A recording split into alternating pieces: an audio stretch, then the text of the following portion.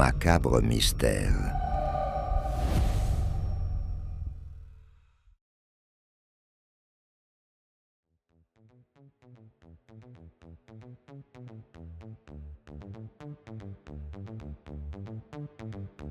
Manchester, dans le New Hampshire, 27 avril 1980. Un dimanche comme les autres, dans une petite rue tranquille de la ville industrielle. Au 651 de la Merrimack Street, un immeuble sans histoire. C'est ici que vit Lauryn Rann, 14 ans, avec sa mère Judith. Ce soir-là, Judith sort pour assister à un match de tennis avec son petit ami. Avant de partir, elle laisse sa fille à l'appartement. Lauryn, joyeuse, indépendante, a prévu de passer la soirée avec 2 amis, une fille de son âge et un garçon un peu plus âgé. Un film, quelques boissons, un peu d'insouciance. La routine d'une adolescente américaine des années 80. Mais vers 22 heures, le calme du quartier se trouble. Dans le couloir, la lumière du palier s'éteint, volontairement. Une ombre bouge, un détail anodin, mais qui prendra tout son sens plus tard. À 1h du matin, Judith rentre chez elle. La porte de l'appartement est verrouillée, mais toutes les lumières sont allumées. Le canapé est défait, les coussins au sol, et le garçon dort encore dessus. Il explique que Lauryn s'est couchée plus tôt, dans la chambre de sa mère. Judith pousse doucement la porte. Le lit est vide, la fenêtre entr'ouverte, et plus aucun signe de Lauryn. Lauryn Rann est décrite comme une adolescente vive, sportive, populaire à l'école. Ni fugueuse, ni marginale. Son entourage la décrit comme rêveuse, parfois rebelle, mais toujours attachée à sa mère. Au petit matin, Judith prévient la police. Mais la réaction est lente. On parle d'une fugue, d'une dispute, d'un coup de tête, une adolescente partie prendre l'air. Sauf que rien n'a disparu. Ses vêtements, son argent, sa veste, même ses baskets sont restés près du lit. Et surtout, la porte était verrouillée de l'intérieur. Personne ne comprend comment elle a pu sortir. Un voisin se souvient avoir entendu des pas dans le couloir, un peu avant minuit. Et cette lumière du palier, éteinte volontairement, comme si quelqu'un voulait agir dans l'ombre. Les jours passent. Judith inonde le quartier d'affiches, interroge les amis, les parents, les enseignants. Personne n'a rien vu, rien entendu. La police, elle, explore plusieurs pistes. D'abord celle d'un enlèvement. Le garçon présent cette nuit-là est interrogé à plusieurs reprises, sans résultat. Il affirme avoir bu quelques bières et s'être endormi. Il n'a rien entendu, rien vu. Puis vient la piste de la fugue. Certains témoins disent que Lauryn voulait partir vivre en Californie, fascinée par les stars et la musique. Mais rien ne prouve qu'elle ait préparé un départ. Aucun billet, aucun contact, aucune lettre. Judith refuse d'y croire. Et bientôt, un élément étrange vient tout bouleverser. Quelques semaines après la disparition, Judith reçoit un appel. Une voix d'homme. Elle décroche, mais la ligne est silencieuse. Puis elle entend un souffle et le bruit d'un téléphone raccroché lentement. Ce n'est pas un cas isolé. Durant les mois qui suivent, plusieurs appels mystérieux parviennent à la famille, souvent en pleine nuit. Chaque fois, une respiration. Jamais un mot. L'enquête téléphonique révèle que certains de ces appels proviennent d'un motel de Californie. Plus précisément, du même téléphone public qu'utilisaient d'autres jeunes filles disparues à la même époque. Le hasard ou le signe que Loreen a été entraînée loin de chez elle? Une théorie prend alors forme, celle d'un réseau criminel opérant sur la côte Est, attirant de jeunes fugueuses avant de les exploiter ou de les faire disparaître. Mais rien de concret ne sera jamais prouvé. Dans les années qui suivent, un nouveau détail ressurgit. Une amie de Judith, partie vivre en Californie, raconte avoir reçu un appel d'une adolescente disant s'appeler Loreen. Elle semblait confuse, effrayée, et parlait d'un certain Dr Z, un homme qui, selon ses mots, aide les filles perdues. Lorsque la police enquête, elle découvre qu'à cette période, un homme surnommé Dr Z, un pseudonyme utilisé par un médecin radié, logeait justement dans un motel de Santa Monica. Ce même motel d'où provenaient certains des appels. Il aurait hébergé plusieurs jeunes filles en fuite, leur promettant logement et argent en échange de services. Mais aucune trace de Loreen n'a jamais été retrouvée sur place. Seulement des témoignages indirects, flous, souvent contradictoires. Et pourtant, les coïncidences sont troublantes. Le lieu, les appels, la période, les initiales. L'enquête s'enlise, les années passent, Judith ne déménage jamais. Elle garde la chambre de sa fille intacte, les affiches au mur, les cassettes dans le magnétophone. Chaque année, elle contacte la police pour relancer l'affaire. Mais sans corps, sans témoin, sans preuve, le dossier reste figé. En 1986, un nouvel élément ravive l'intérêt. Une autre jeune fille disparue, Tina Marie Kemp, a été vue pour la dernière fois avec un homme correspondant à la description d'un suspect possible dans l'affaire Rann. Même région, même méthode, même profil de victime. Mais l'homme en question, jamais inculpé, meurt avant d'être interrogé. Les enquêteurs évoquent alors un tueur itinérant, peut-être responsable de plusieurs disparitions entre le New Hampshire et la Californie. Mais là encore, rien de concret. En 1981, une employée d'un hôtel de San Francisco prétend avoir reconnu Loreen. Même âge, même regard, même cicatrice au genou. Elle aurait logé plusieurs jours avec un homme plus âgé avant de disparaître à nouveau.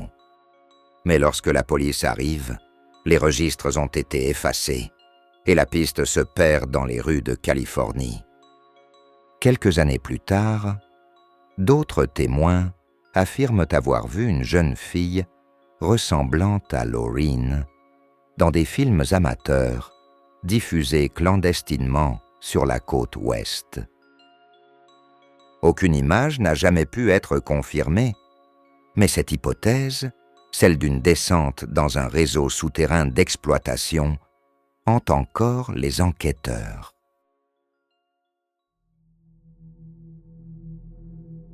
Plus de 40 ans ont passé.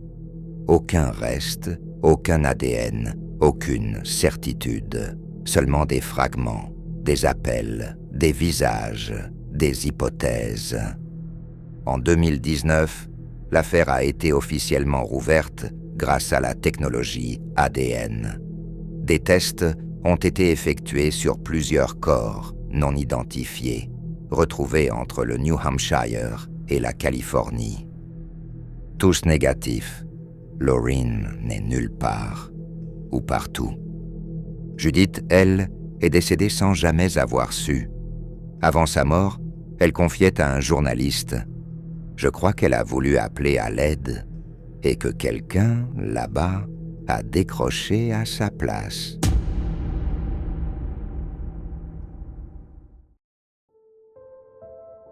La disparition de Loreen Rann reste l'un des mystères les plus déroutants de la côte Est. Une adolescente, enfermé dans un appartement verrouillé de l'intérieur, une lumière éteinte dans le couloir et une voix silencieuse au bout du fil. Certains pensent qu'elle a été victime d'un tueur en série inconnu.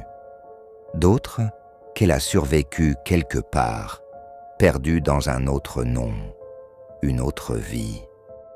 Mais une question demeure. Comment une jeune fille peut-elle disparaître sans bruit, sans trace, sans témoin, depuis l'intérieur même de son propre foyer? Laureen Rown, 14 ans, partie un soir d'avril 1980, et depuis, le silence, un long signal perdu dans le brouillard du temps.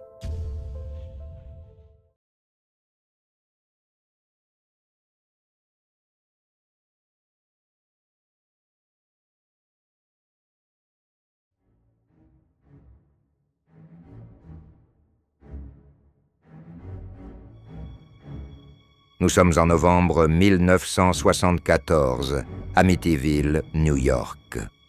La paisible banlieue est bouleversée par un crime brutal.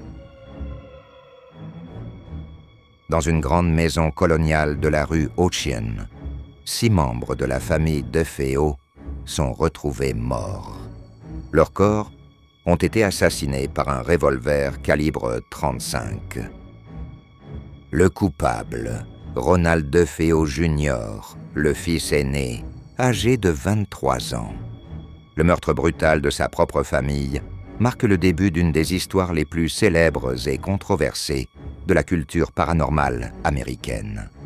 Les voisins, encore sous le choc, évoquent un silence lourd et étrange autour de cette maison qui venait soudainement de devenir un symbole de violence et de mystère.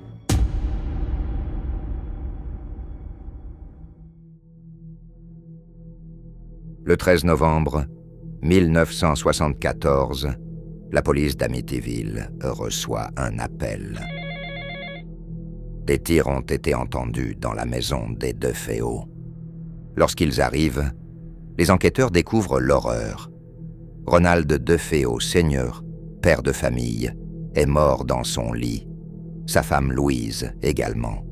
Et leurs 4 enfants, Dawn, Allison, Mark et John Matthew, gisent sans vie, chacun frappé avec une précision chirurgicale. Les voisins affirment avoir entendu les détonations, pensant d'abord à des pétards ou à un accident isolé. Ronald Jr., absent à ce moment-là, sera rapidement arrêté et finira par avouer les meurtres, expliquant qu'il voulait hériter de l'argent familial. L'affaire secoue toute la communauté et laisse la maison vide, silencieuse mais déjà chargée d'une aura inquiétante. Lors de l'autopsie, les experts médicaux confirment que les 6 victimes ont été tuées entre 3 et 4 heures du matin.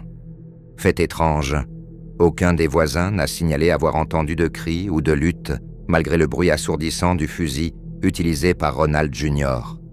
Les enquêteurs remarquent que les corps sont tous retrouvés allongés sur le ventre, comme s'ils avaient été placés après leur mort. Une configuration troublante qui nourrit encore aujourd'hui les théories les plus sombres. Dans ses premières dépositions, Ronald Jr. change plusieurs fois de version. Il accuse d'abord un tueur à gages, puis évoque la présence d'une voix qui lui aurait ordonné de tuer. Cette voix, selon lui, venait de la maison elle-même. Certains policiers mentionneront plus tard avoir perçu une atmosphère anormalement lourde lors de leur arrivée sur les lieux. Le procès de Ronald DeFeo Jr. s'ouvre en 1975. Ses avocats tentent de plaider la folie, affirmant qu'il souffrait de troubles psychologiques sévères, d'hallucinations et d'une obsession pour le meurtre depuis plusieurs années. Mais plusieurs éléments compromettent sa défense. Des notes manuscrites détaillant ses pensées violentes et un plan prémédité, des témoignages d'amis et voisins décrivant son agressivité et son instabilité, et la découverte d'armes et de munitions conservées dans sa chambre. Le verdict tombe. Il est reconnu coupable des 6 meurtres au premier degré et condamné à 6 peines de réclusion à perpétuité consécutive, sans possibilité de libération conditionnelle avant 25 ans. La maison reste vide, un témoin silencieux du drame, mais bientôt, un nouveau chapitre s'ouvre avec l'arrivée d'une autre famille. En décembre 1975, la famille Lutz achète la maison pour 80 000 $, un prix inférieur au marché, espérant commencer une nouvelle vie. Rapidement, ils rapportent des événements étranges et inexpliqués. Les portes et fenêtres se ferment seules. Des bruits de pas résonnent dans des pièces vides. Une odeur persistante d'humidité et de moisissure envahit les lieux. Et des changements de température brusques se font ressentir, parfois simultanément, par plusieurs membres de la famille. George Lutz affirme percevoir une présence malveillante, une énergie négative dans chaque recoin de la maison. Des sons gutturaux, des murmures inconnus, des voix chuchotées se font entendre sans origine identifiable. Les enfants eux-mêmes disent avoir vu des apparitions et des lumières étranges dans les couloirs. Les voisins confirment entendre des cris et des hurlements provenant de la maison, sans qu'aucune source tangible ne soit détectable.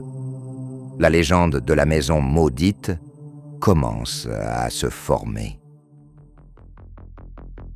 La famille Lutz contacte des journalistes et des enquêteurs paranormaux pour documenter les événements. L'affaire attire rapidement l'attention des médias locaux et nationaux.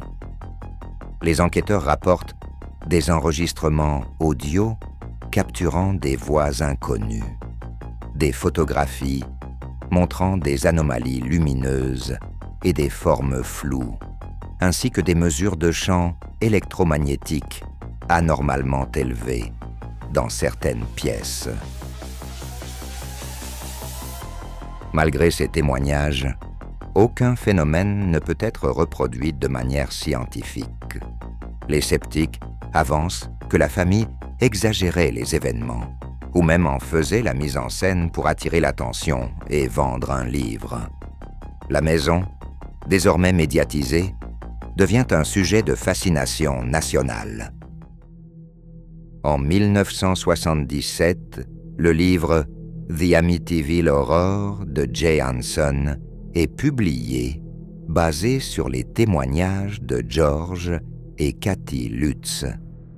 L'histoire inspire des films, des livres et des documentaires, donnant naissance à un véritable phénomène culturel.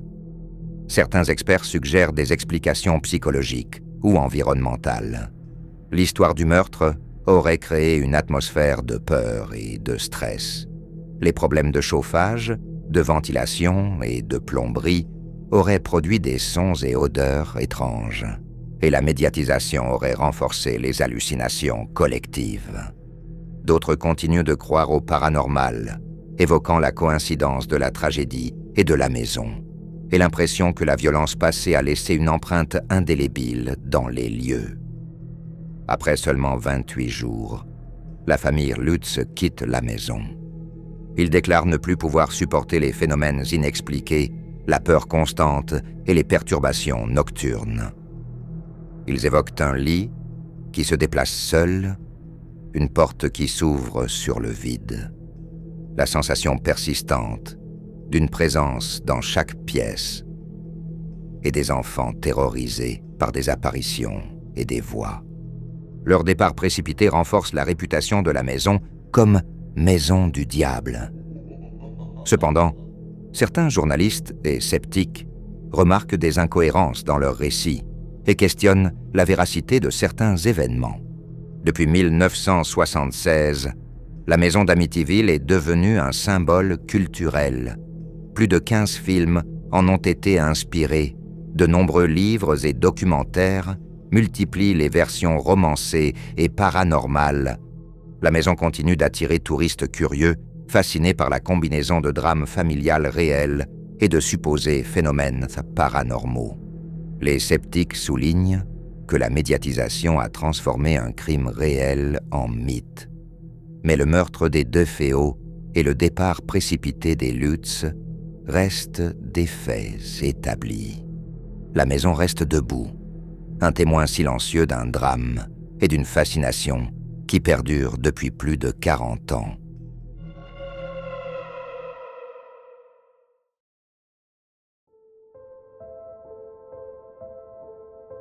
La maison d'Amityville est réelle. Les meurtres sont réels. Les luttes sont réellement vécues dans cette maison et l'ont quittée en panique. Mais le reste une zone grise entre faits et fiction.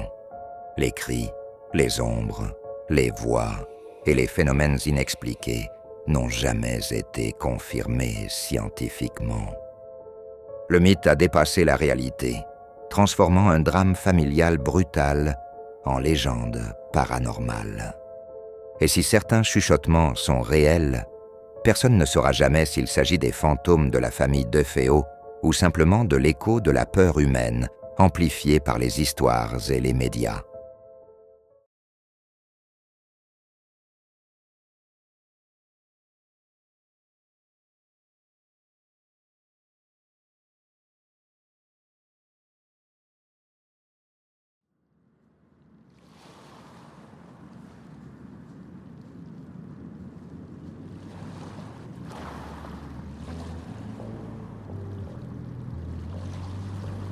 « 1er décembre 1948. Sur la plage de Somerton, près d'Adélaïde, le soleil se lève lentement sur un rivage paisible. Un homme, bien habillé, gît sur le sable, adossé contre la digue. Son costume est propre, ses chaussures parfaitement cirées. Il semble dormir, mais il est mort. Les promeneurs s'arrêtent, intrigués. L'homme n'a ni papier, ni portefeuille. Rien qui permette de dire qui il est, d'où il vient, ou pourquoi il s'est retrouvé là. Ce corps anonyme marquera le début d'une des affaires les plus mystérieuses du XXe siècle. Un mystère mêlant mort inexpliqué, code secret et possible espionnage. Un mystère que l'on appellera plus tard le cas du Somerton Man. Le corps est découvert tôt le matin par 2 habitants du quartier qui promènent leurs chiens. Ils préviennent la police, pensant d'abord à un simple malaise. L'homme paraît avoir entre 40 et 45 ans. Il mesure environ 1,80 m, bien bâti, les cheveux châtains clairs, le visage rasé de près. Aucune blessure apparente, aucun signe de lutte. Sur lui, les enquêteurs trouvent quelques objets. Un ticket de train pour Henley Beach, jamais utilisé. Un billet de bus pour Adélaïde, un paquet de chewing-gum, une boîte d'allumettes et un paquet de cigarettes. Mais les marques ne correspondent pas. Des cigarettes de luxe dans un paquet bon marché. Détail troublant. Toutes les étiquettes de ses vêtements ont été soigneusement découpées. Pas un seul nom. Pas un seul indice sur son identité. Ses empreintes digitales ne correspondent à aucun fichier. Son visage n'est reconnu par personne dans la région. Les enquêteurs baptisent rapidement l'affaire The Somerton Man, l'homme sans nom, sans passé et peut-être sans pays. L'autopsie révèle des anomalies inquiétantes. Le cœur est congestionné, le foie gonflé, les organes internes présentent des signes d'intoxication, mais aucun poison n'est détecté. Le légiste, John Burton Cleland, conclut que la mort est probablement due à un poison rare, indétectable, avec les méthodes de 1948. Il parle d'un empoisonnement par substance inconnue. L'homme semble avoir simplement cessé de respirer. Aucune trace de vomissement, aucune blessure, aucun signe de convulsion. Tout paraît trop propre, trop méthodique. Les journaux australiens s'emparent du sujet. On évoque un suicide, un assassinat, ou pire, une opération d'espionnage. Le corps est photographié, puis exposé publiquement dans les journaux. Malgré cela, personne ne vient le réclamer. Personne ne le reconnaît.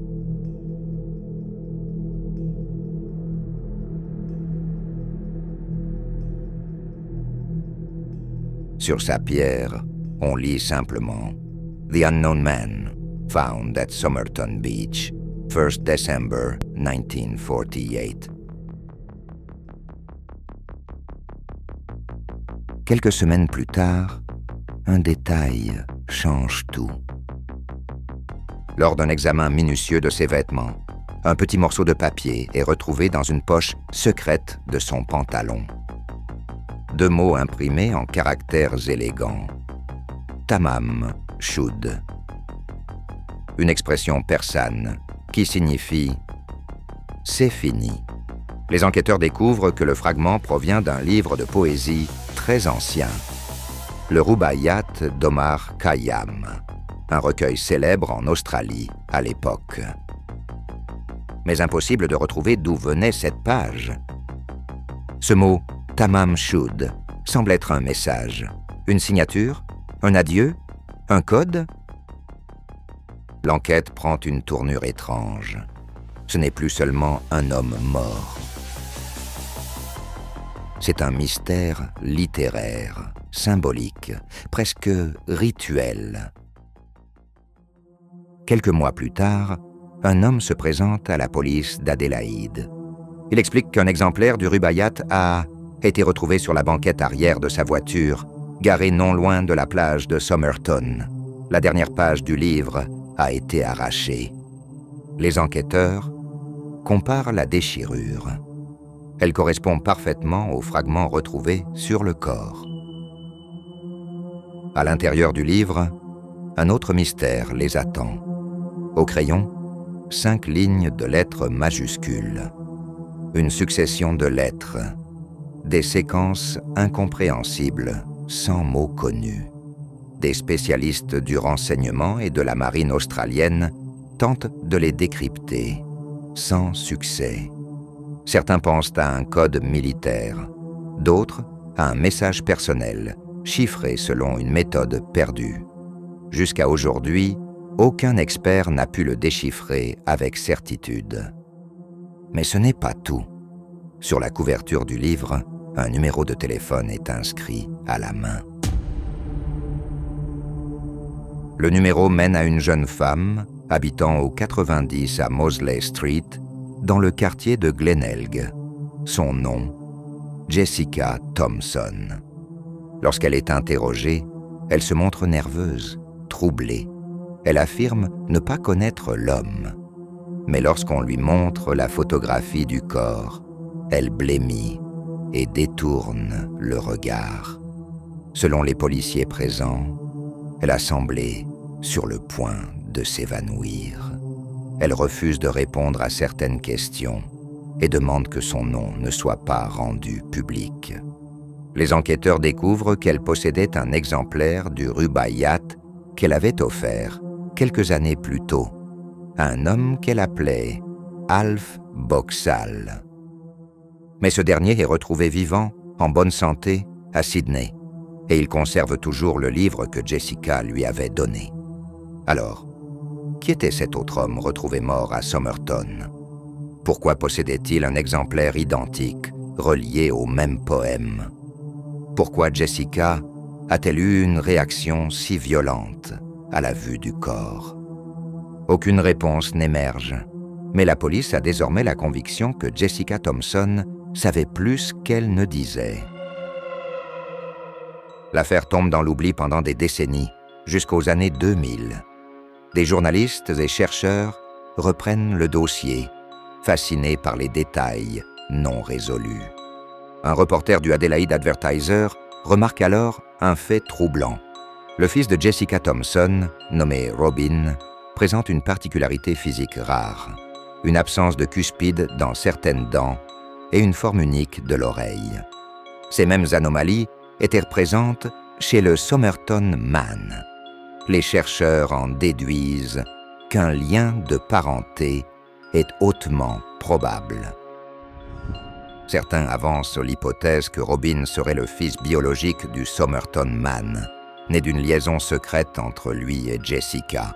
Aucune preuve définitive ne vient le confirmer, mais les ressemblances anatomiques sont indéniables. Lorsque Robin meurt en 2009, les tests ADN directs deviennent impossibles. Mais des échantillons génétiques prélevés plus tard sur les descendants de Jessica suggèrent un lien avec la famille de l'homme retrouvé sur la plage. Peu à peu, la thèse d'un drame personnel, plutôt qu'un complot d'espionnage, gagne du terrain. En 2022, plus de 70 ans après la découverte du corps, la science finit par donner un nom à l'homme inconnu. Grâce à la généalogie ADN, les chercheurs identifient le Somerton Man comme Carl Charles Webb, né en 1905 à Melbourne. Webb était ingénieur électricien et passionné de poésie. Il s'était séparé de sa femme peu avant sa disparition. Ses proches le décrivaient comme un homme calme, discret, mais en proie à des difficultés personnelles. Aucune trace ne permet d'établir pourquoi il s'est rendu à Adélaïde. Aucun lien officiel ne le rattache à des activités d'espionnage. Son voyage semble privé, peut-être motivé par un chagrin ou un échec personnel. Mais même avec un nom, les mystères demeurent. Pourquoi les étiquettes de ses vêtements ont-elles été retirées? Pourquoi le billet de train n'a-t-il pas été utilisé? Et surtout, que signifiait le message codé trouvé dans le Rubaiyat? Aujourd'hui encore, des chercheurs du monde entier tentent de résoudre le code inscrit dans le livre. Aucune méthode de cryptanalyse moderne n'a permis d'en percer la logique. Certains y voient un poème dissimulé, d'autres une suite de lettres initiales correspondant à des vers du Rubaiyat. D'autres encore pensent qu'il s'agissait d'un message personnel que seul son destinataire pouvait comprendre. Le mystère de Somerton Man est devenu un symbole, celui de l'énigme sans clé, une histoire où chaque réponse soulève une nouvelle question. Sur sa tombe, les fleurs continuent d'être déposées par des inconnus. Le vent d'Adélaïde souffle toujours sur la plage. Les vagues effacent les traces, mais pas les questions. Et quelque part dans un livre, un mot perçant continue de résonner. Tamam Shud, c'est fini. Mais le mystère, lui, ne l'est jamais.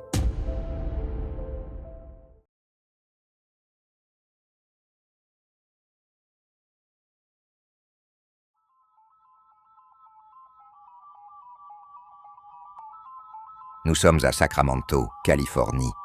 Un quartier calme, bordé de maisons anciennes et de jardins fleuris. Au numéro 1426 de la rue F Street, une demeure blanche se distingue par sa façade impeccable et ses volets soigneusement peints. La propriétaire, une femme aux cheveux argentés et aux lunettes rondes, salue toujours ses voisins avec un large sourire. Dorothea Puente, c'est ainsi qu'elle se présente, est connue pour sa générosité. Elle cuisine pour les sans-abri, offre un toit à ceux qui n'en ont plus et s'occupe des personnes âgées avec une douceur maternelle. Mais derrière ces manières polies et cette façade de respectabilité se cache une toute autre réalité. Sous les fleurs de son jardin, dans la terre fraîchement retournée, dorment les corps de ses locataires disparus.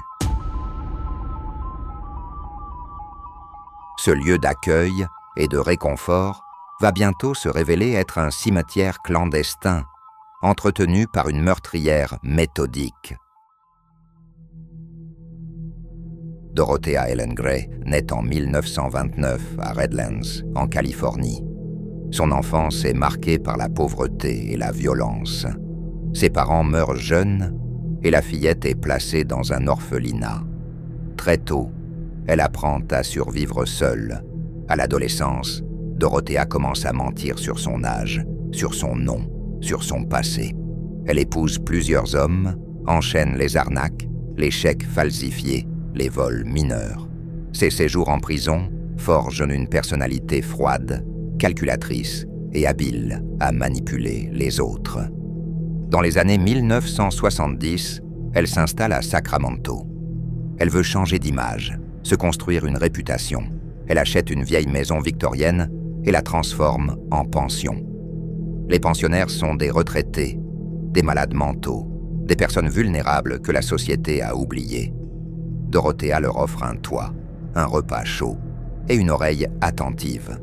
Mais derrière ses lunettes rondes et ses robes à fleurs, elle dissimule une obsession, l'argent. Peu à peu, elle commence à gérer les prestations sociales de ses locataires. Elle signe pour eux, garde les chèques et prétend qu'ils préfèrent rester discrets.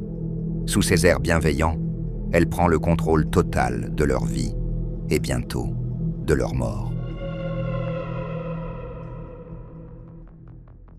Tout commence par des absences. Doris Bryant, une pensionnaire discrète, ne sort plus de sa chambre. Dorothea explique qu'elle est partie vivre chez sa sœur. Puis c'est le tour de James Gallop, un ancien vétéran. Elle raconte qu'il est hospitalisé, avant d'ajouter qu'il est décédé de cause naturelle. Les voisins, eux, remarquent surtout que les locataires changent souvent, mais que la maison reste pleine. Dorothea engage parfois des ouvriers pour retourner la terre dans son jardin. Elle leur dit qu'elle veut planter des rosiers. La police ne voit rien d'anormal. Les victimes sont âgées, isolées, souvent sans famille. Les disparitions passent inaperçues. Et Dorothea, respectée pour sa charité, continue d'accueillir de nouveaux pensionnaires. Pour chacun d'eux, la mécanique est la même. Elle encaisse leurs aides sociales, falsifie les signatures et garde l'argent pour elle. Peu à peu, la pension devient une machine à profit. Mais les morts commencent à s'accumuler et l'odeur du mensonge devient impossible à masquer. Dorothea agit avec calme et précision. Elle administre des doses contrôlées de médicaments, souvent des barbituriques, mélangés à de l'alcool ou à des somnifères. Les pensionnaires s'endorment profondément. Certains ne se réveillent jamais. Les autopsies ne sont pas demandées. Dorothea se charge de tout, le médecin, les papiers, les funérailles. Elle raconte à qui veut l'entendre que ses pensionnaires sont morts paisiblement. Quand les corps deviennent trop encombrants, elle fait appel à des sans-abri du quartier, leur offrant quelques dollars pour creuser de larges trous dans le jardin. Elle leur dit qu'il s'agit de tuyaux à réparer. Une fois la nuit tombée, elle enterre les corps sous des couches de terre, de ciment et de fleurs. Les mottes de terre fraîche, les odeurs de décomposition, les insectes, tout cela attire l'attention des voisins. Mais Dorothea a toujours une explication. C'est un rat mort, c'est le compost. J'ai enterré un chien, disait-elle. Son ton calme, presque maternel, suffit à désarmer la méfiance. Le jardin devient son secret le mieux gardé. Les années passent, et certains commencent à remarquer que trop de pensionnaires disparaissent sans prévenir. Les voisins parlent de bruits nocturnes, d'odeurs nauséabondes qui s'échappent du sol. Un travailleur social remarque que plusieurs bénéficiaires d'aide sociale domiciliés chez Dorothea ne se présentent plus à leur rendez-vous. En 1988, un pensionnaire nommé Alberto Montoya, un homme atteint de troubles mentaux, disparaît à son tour. Son assistant social, Greg Cannon, s'inquiète. Dorothea prétend qu'Alberto est parti en vacances au Mexique. Mais quelque chose cloche. Elle paraît nerveuse. Son jardin, lui, semble étrangement remanié. Greg contacte la police. Cette fois, les autorités décident de vérifier. Elles ignorent encore que ce jardin va révéler l'un des pires secrets de Sacramento. Le 11 novembre 1988, les inspecteurs arrivent au 1426 F Street avec un mandat de perquisition. Dorothea les accueille poliment, leur offrant du café et un large sourire. Mais dès qu'ils fouillent le jardin, une odeur lourde s'impose. Les policiers creusent. Quelques centimètres plus bas, ils découvrent un premier sac en plastique. À l'intérieur, un corps en décomposition. Dorothea reste calme. Elle dit que c'est un ancien pensionnaire qu'elle n'avait pas su comment enterrer dignement. Mais les fouilles continuent. Un deuxième corps, puis un troisième. Au total, 7 corps sont exhumés du jardin. Tous sont identifiés comme d'anciens locataires disparus. Certains présentent des traces de sédatifs dans le sang. D'autres sont enveloppés dans des draps ou des sacs poubelles. Pendant que la police creuse, Dorothea demande la permission d'aller prendre un café au coin de la rue. Les inspecteurs acceptent. Elle ne reviendra jamais.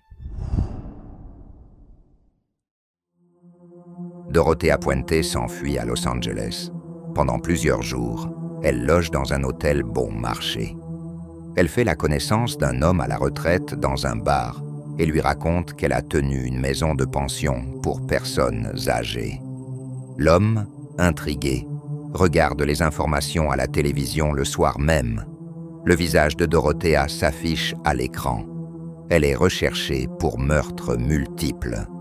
Elle est arrêtée le lendemain, sans résistance. Son procès débute en 1993. Les témoignages des voisins, des assistants sociaux et des experts médicaux dressent le portrait d'une tueuse froide, sans remords. Les autopsies confirment les surdosages médicamenteux. Les preuves financières montrent qu'elle encaissait les aides sociales des morts. Dorothea garde la même défense. Elle nie tout. Elle affirme qu'elle n'a jamais tué personne, qu'elle a seulement voulu aider ceux dont personne ne voulait. Mais les faits sont accablants. Le jury la déclare coupable de 3 meurtres, faute de preuves suffisantes pour les autres corps. Elle est condamnée à la prison à vie, sans possibilité de libération conditionnelle.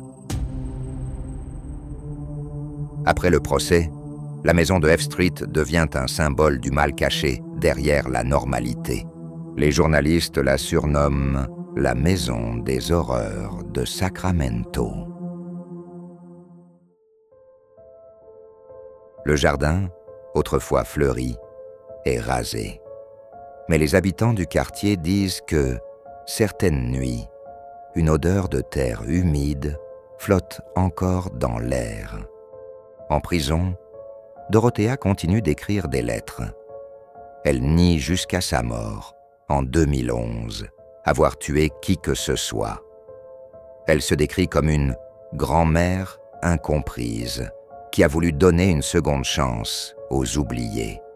Mais l'Amérique se souvient surtout d'elle comme d'une tueuse tranquille, cachée derrière un tablier et un sourire. Une femme qui transformait la bonté en arme et son jardin en tombeau. L'affaire Dorothea Puente reste l'une des plus dérangeantes de l'histoire criminelle américaine. Elle montre à quel point la normalité peut être trompeuse et combien le mal peut prendre le visage de la bienveillance. Parce qu'au 1426 F Street, la mort avait un parfum de lavande et de gâteau au citron et un sourire de vieille dame. Merci d'avoir écouté cet épisode. J'espère qu'il vous a plu. N'hésitez pas à vous abonner et laisser un petit avis, cela aide beaucoup le podcast. Quant à moi, je vous dis à bientôt dans Macabre Mystère.